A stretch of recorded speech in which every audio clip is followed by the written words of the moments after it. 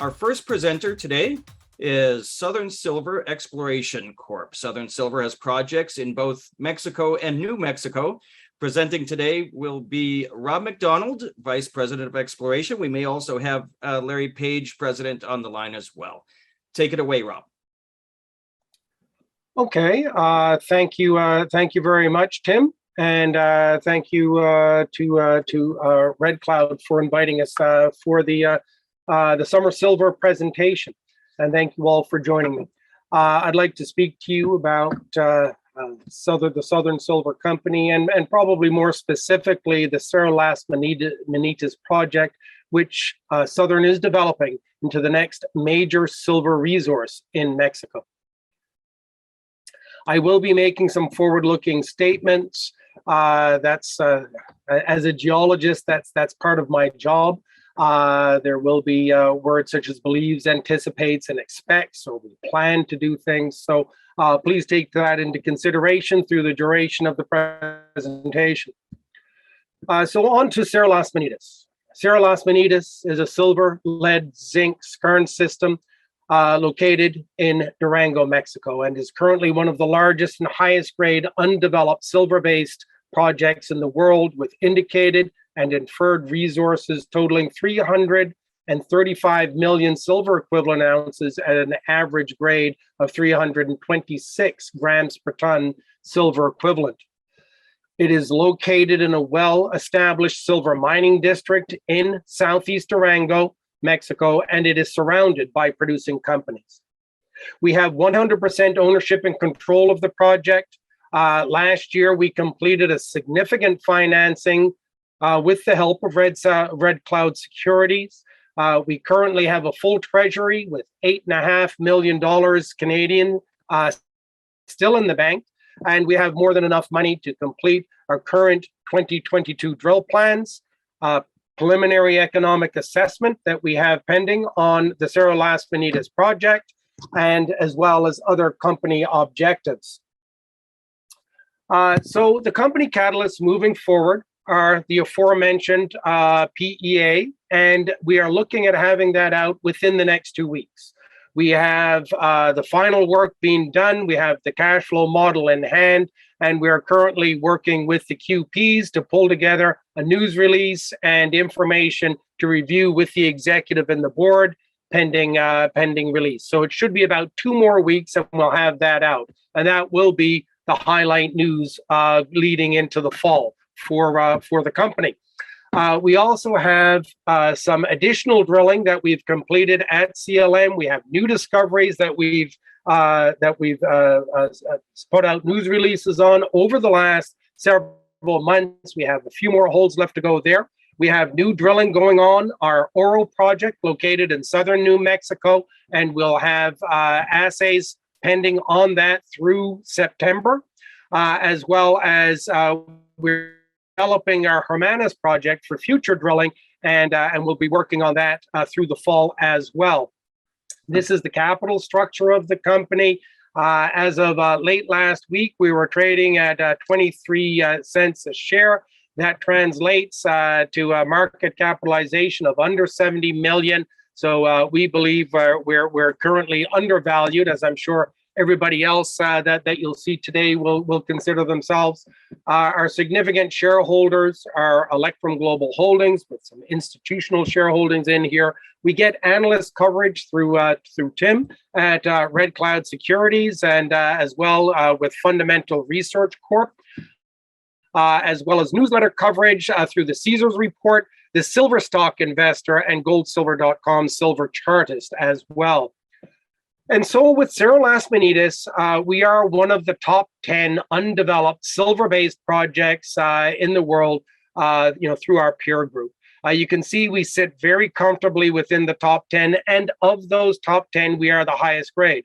And this is in part because we are an underground deposit, a sulfide deposit, and so we have the grade that matches that mining profile. So we provide both high-grade mineralization as well as a large tonnage base for which potential development could occur. And so with the management team, we have a group of people involved with the project on the management and board level that have been involved with the development of many world-class deposits, and with particularly success in Mexico. You'll see highlighted within the resumes world-class Mexican deposits such as Peñasquito, the San Nicolas deposit. Las Gatos is turning into a world-class deposit, as well as others in other jurisdictions such as Hemlo and Esque Creek, San Cristobal in Bolivia. So it's a group of people that know what major projects look like, know how to develop those projects toward production decision, and know how to bring them to production either through sale of the asset or joint venture of the asset with the producer, or through the companies that they're actually working with. So with the project portfolio, we have two earlier stage projects located in southern New Mexico. These are our Oro and Hermanas project. Oro is 100% owned. It's a large laramide copper porphyry system that we are currently drilling and will have news flow from in the September-October timeframe. We also have the Hermanas project. It's an earlier stage with an option to own 100%, and it's a gold-silver epithermal vein system. But the flagship of the company is our Cerro Las Menitas project. This sits sits in north-central Mexico, Faja de Plata, or Belt of Silver. We are located on the edge of the Altiplano to the east of the Sierra Madres. So the area is located, well located around infrastructure. It's a safe jurisdiction out of the way of the narcos, which often populate the Sierra Madres. We have infrastructure running right through the property and very, very well located. So the Cerro Las Menitas project is a large property package, 345 square kilometers, located in a prolific mining region in Mexico. We're located just 70 kilometers to the northeast of Durango. We have power infrastructure, highways running right through the property. We operate out of the town of Guadalupe, Victoria. It's a town of over 30,000 people. That's only a 10-minute drive from the project area at Cerro Las Menitas. We have our exploration, environmental, and exploration access permits in place. And to that end, we've been able to complete nearly 90,000 meters of drilling on the project at a relatively low cash discovery cost of only 9 cents an ounce silver equivalent. This is a photo of the Cerro. You can see a double-laned highway runs right through the property, only around 400 meters away from the Cerro. You have some of the local agriculture, frijillo or beans, sitting in front. It's an agricultural area. And you can see access coming from the town of Guadalupe, Victoria. And so the Cerro is a bit of a horseshoe shaped. It's a zone of skarn and hornfels alteration surrounding a more recessively weathered central intrusion. We've identified 4 mineral deposits on the western side, 2 mineral deposits on the eastern side. And lately, we have been drilling on the north face of the Cerro, and this is a view looking north. So it's on the far side of the Cerro Ridge here, and we've been able to connect mineralization at Mina La Bacona, or I should say deposits at Mina La Bacona, and the eastern extension of the Skarn Front deposit as it wraps around the northern edge of the Cerro. And so on a plan map, this is what it looks like. You have a central intrusion in here, acts as the heat pump of the system, a series of historic mines wrapped around that central intrusion, a zone of skarn and hornfels that wraps around the central intrusion, which hosts many of the significant deposits. And so this makes this a fairly typical CRD skarn system.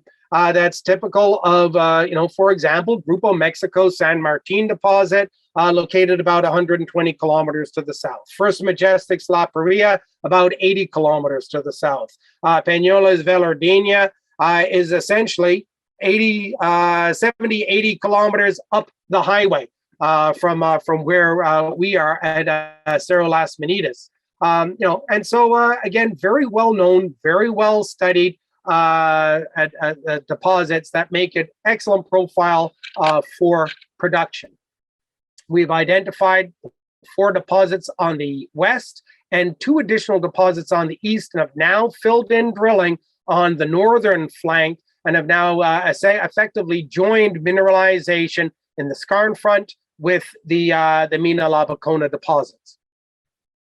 This is a breakdown of the mineral resources as of October 27th, 2020. We have indicated and inferred resources about 40% in the indicated category, 60% in the inferred category, and you can see the breakdown of mineralization.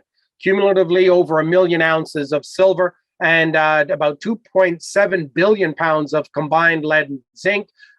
You can see the breakdown of the resources and the different mineral deposits. Another key takeaway is the size of the deposit, 31.9 million tons, so just under 32 million tons, a large resource base to work with. And again, you can see the largest deposit, which has been the focus of much of the mineralization, is the skarn front, as well as the South Skarn deposit is also another focus where we're seeing some very good high-grade mineralization. The other takeaway here is, of course, the NSR value of the system, and that gets built into the full NSR value of the property, which in an indicated and inferred basis would total upwards of $4 billion. So you can see the last resource update increased tonnage, increased the contained metal, as well as increased the contained silver metal within the project, making this a very, very robust project and a fantastic resource base with which to build the PEA. This is a 3D rendering of the mineral deposits, again, wrapping around the central intrusion, as well as having some of the mineralization hosted within structures immediately adjacent to the central intrusion, sometimes localized along dike swarms and diking, which seem to be channeled up those same structures. So we have, and working towards the PEA pending within the next 2 weeks. We have some excellent metallurgical recoveries. We've identified within the process flow sheet 3 different concentrates: a copper concentrate, a lead concentrate, and a zinc concentrate, with most of the silver being recovered into the lead concentrate, making it a very high value concentrate, and is actually can be referred to, given the amount of silver, as a silver concentrate. The zinc concentrate, excellent recoveries, very good purity, very low penalty elements, very desirable. And then we also get some added value with a copper concentrate, which actually contains a little bit of the silver, as well as about 60% of the copper. So we built all of these recoveries into an NSR model. We've now built, the mine design, which includes a stope model, production scenarios, and mine scheduling. And now we have just received the cash flow model in hand, and are now working with that to produce the news release, and should have that out within the next couple of the next couple of weeks. But we have, as I say, we have been continuing to explore on the project. We've completed 24 holes in this northern margin of the Cerro, connecting the Mina Labacona and the North Skarn target area. And so the next view that I will show is looking from the north, looking south. And so you can see the long section here and the distribution of those drill holes. And you can see now that we've got both, good high-grade mineralization, as well as some thick zones of mineralization that should carry a mining profile here. We have some good shallow, higher-grade mineralization sitting up in here, as well as some deeper and thicker zones of mineralization that connect up into the skarn front. So now we've made a connection of that 400 meters between the Bacona and the skarn front. This is mineralization that does not appear in the PEA, and is something that we'll be able to build in to an update of the cash flow model of the PEA and the mine plan within in the coming months. So that is something we will be doing in the fall, as well as releasing exploration results both from CLN as well as the Oro project. At Oro, and very briefly, I don't think I have much time left, we have a large porphyry system here. We've been exploring both the distal gold targets and the carbonate replacement and skarn targets previously, but now we're focused on the porphyry. We have 4,000 meters dedicated to that. We're at the on the third hole right now. We should have assays coming out in the September timeframe. And here we're basically giving our investors exposure to copper, which again is on the rise as we've come out of this latest dip. As well, we have the Hermanas project, and it's an earlier stage project, gold and silver mineralization in veins. Again, we're in the early stages of that, just surface work. We're in the process of permitting and should be drilling this in the first quarter of 2023. So there's lots to look forward to now. We have the preliminary economic assessment in the next 2 weeks on our CLM project. We have additional assays at CLM and new assays coming out from Oro in basically in the September timeframe and on into the fall, as well as we have our current permitting at Hermanas and queuing that up for drilling in Q1 of 2023. And so I look forward to hearing the other presenters, and I thank you all for your time and look forward to your questions on the panel later. Thank you very much. Great. Thank you. Thank you, Rob, for the informative presentation.